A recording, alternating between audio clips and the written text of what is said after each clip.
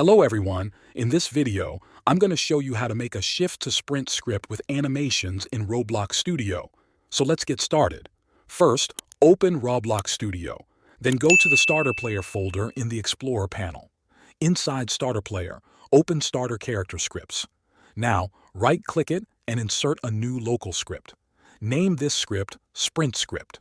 Now we're going to add the actual sprint script. Open the description of this video, copy the full script, and paste it into your sprint script. After you paste the script, you should see some code that controls sprinting. This code sets how fast your character moves when sprinting and walking normally. By default, sprint speed is set to 30 and normal speed is set to 20. If you want your character to run slower or faster, you can change these numbers. If you scroll a bit further down in the script, you'll see the part where it says left shift. This is the keybind that activates sprinting. You can change it to any key you like. For example, you can change it to right shift or maybe F if that feels better for your game. Now, let's add the animation that plays when your character is sprinting. To do that, go to the sprint script in the Explorer panel.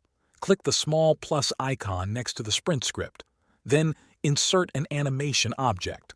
Name this new object Sprint Animation. Next, we need to make the sprinting animation. You can make your own using the animation editor. Open the animation editor and create a new animation for your character's sprint. When you're done creating it, click on the three dots. Then click Publish to Roblox.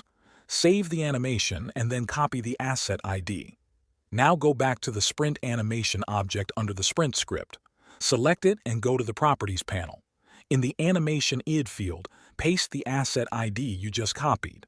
This connects your animation to the sprint script. Now everything is set up. It should work when you click play.